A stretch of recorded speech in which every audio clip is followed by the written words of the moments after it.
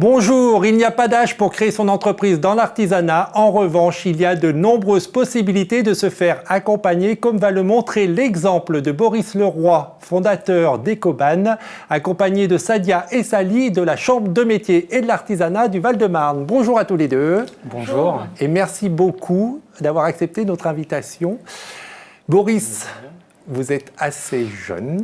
Très jeune. Qu'est-ce qui vous a donné envie d'entreprendre ? C'est une question assez difficile. À l'heure actuelle, je pense que c'est assez difficile pour un jeune de trouver une voie. Et je pense que là, nous, on s'est orienté à deux vers ce domaine-là pour se mettre à notre compte et non pas forcément d'avoir d'horaire strict, d'être encadré par quelqu'un.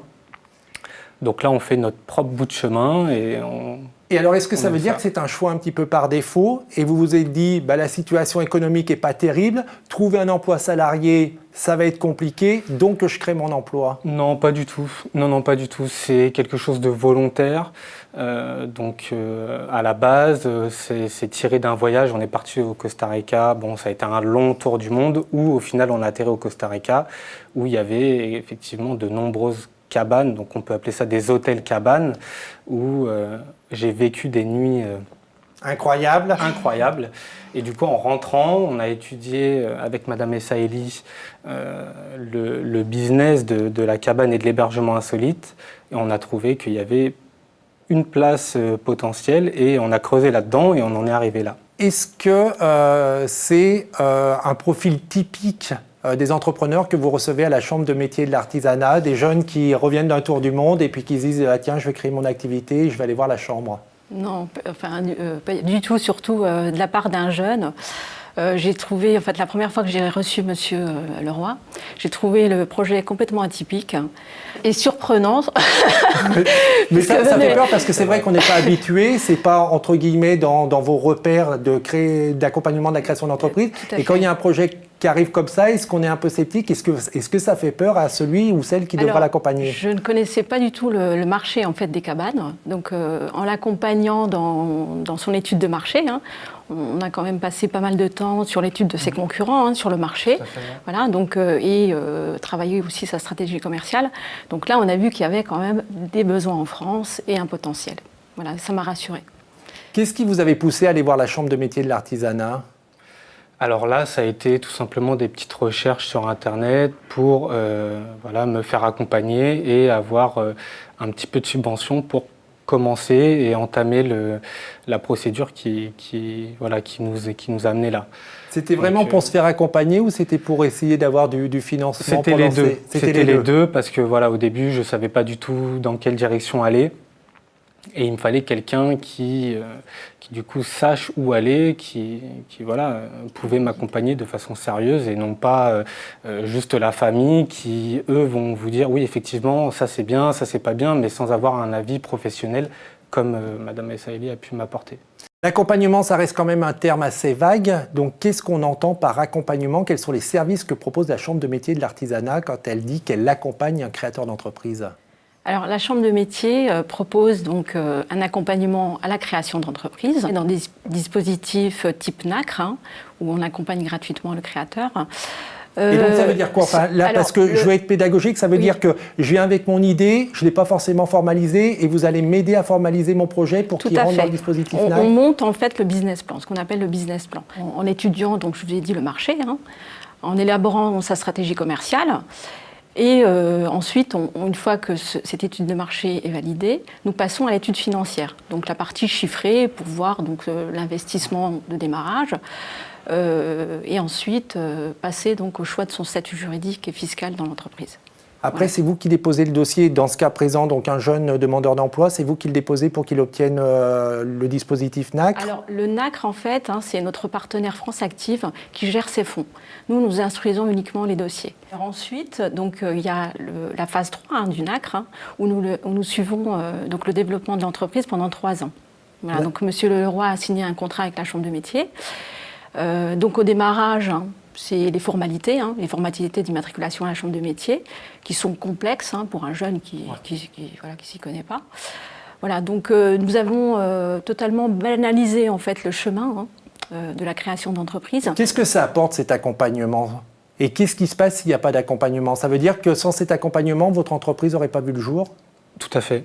Tout à fait. Ouais. Sans cet accompagnement, là, on serait encore dans des étapes de recherche où, comme le disait tout à l'heure, il y a des documents qui sont à remplir, qui sont assez compliqués. Bon, pour quelqu'un qui est d'un certain âge, je pense qu'on peut s'en sortir. Mais pour quelqu'un qui est comme moi, jeune, c'est vraiment indispensable d'avoir quelqu'un derrière qui connaît les documents, qui connaît les rouages fiscaux, etc. pour nous aider, comme par exemple à choisir le bon statut.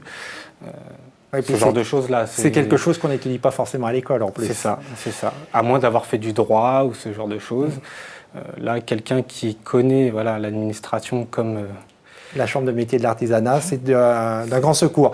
Là, on s'est centré beaucoup sur l'administratif et le juridique, mais il n'y a pas que ça. C'est-à-dire que n'importe quel créateur qui, bien évidemment, a créé son entreprise dans l'artisanat, quand il va voir la Chambre de métiers de l'artisanat de son département, il peut être aidé en matière de communication, en termes de ressources humaines. Enfin, vraiment, vous couvrez les différentes facettes. Tout à fait. Et notamment, donc, Monsieur Leroy, dès le démarrage, nous avons pu voir l'organisation dans son entreprise.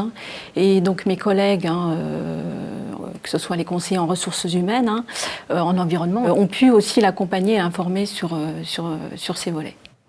Et le collègue en environnement, parce qu'on l'a dit, mais rapidement, et peut-être qu'on peut en dire un mot, votre activité. Donc aujourd'hui, vous êtes à la tête d'une entreprise qui s'appelle Ecoban. Et que fait Ecoban ? Alors Ecoban, c'est de la construction d'hébergements insolites pour, en général, les professionnels du tourisme.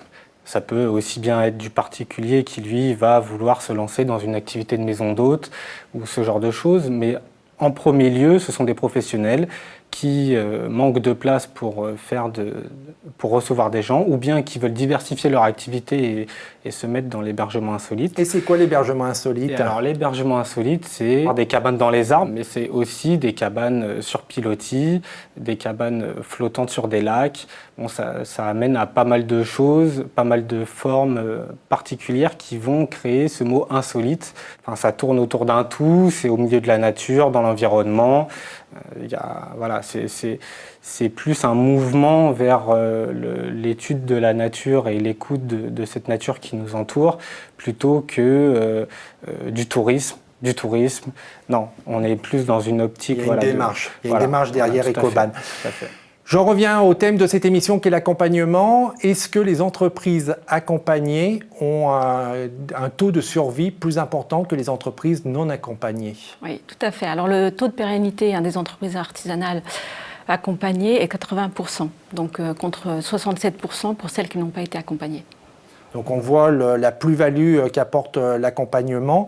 On est dans l'accompagnement dans le secteur de l'artisanat. Quels sont les arguments que vous pourriez donner à ceux qui nous regardent pour les inciter à venir créer une entreprise dans le secteur de l'artisanat ? L'artisanat, c'est les métiers de l'avenir, j'allais dire. Nous avons de très beaux métiers, que ce soit les métiers des métiers d'art, ceux du bâtiment, des services. C'est des métiers aussi traditionnels, mais qui sont innovants.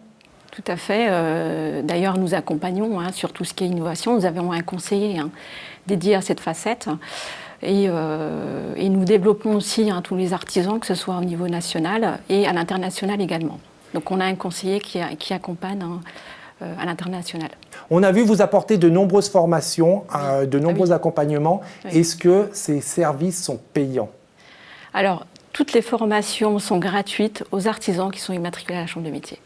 Voilà, il n'y a que le stage de préparation à l'installation qui est obligatoire avant la création d'entreprise.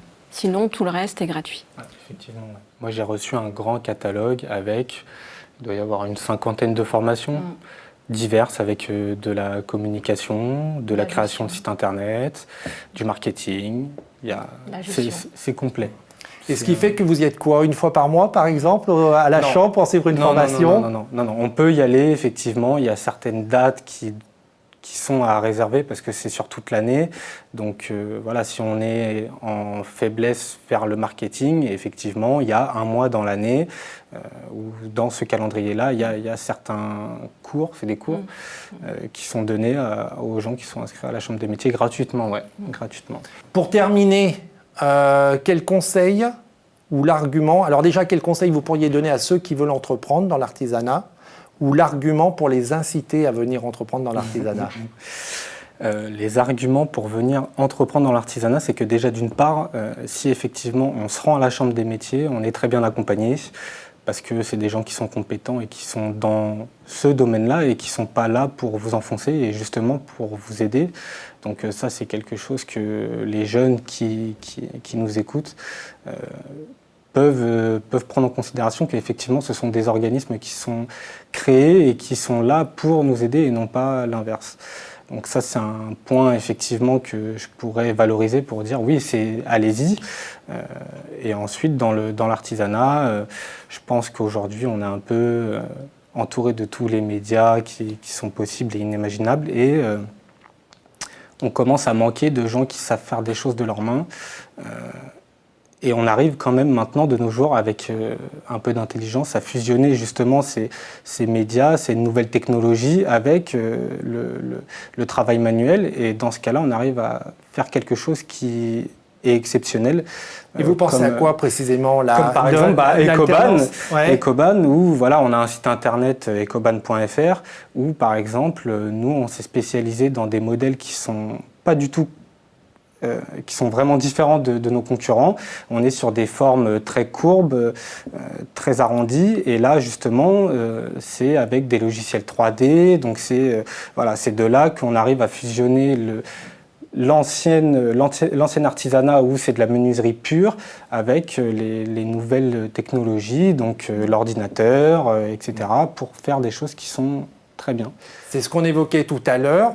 Un secteur traditionnel, des métiers traditionnels, mais qui sont à la pointe, qui sont tournés vers l'avenir et qui bénéficient, comme les autres, des nouvelles technologies. Tout à fait. C'est sur ce constat que nous allons terminer cette émission. Je vous remercie. Évidemment, comme on n'a pas tout dit, je vais vous renvoyer sur les sites internet. Ecoban, allez voir, effectivement, il y a des hébergements insolites, magnifiques. C'est www.ecoban.fr. Tout à fait. Si vous voulez en savoir plus sur la Chambre de métier et de l'artisanat du Val-de-Marne et bénéficier de l'accompagnement de Sadia, vous allez sur www.cma94.fr. Et pour en savoir plus sur tout l'artisanat partout en France, c'est www.artisanat.fr. Pour revoir cette émission, c'est www.demain.fr. On se retrouve la semaine prochaine en attendant que le souffle de la création et que l'esprit de demain vous accompagne. Au revoir.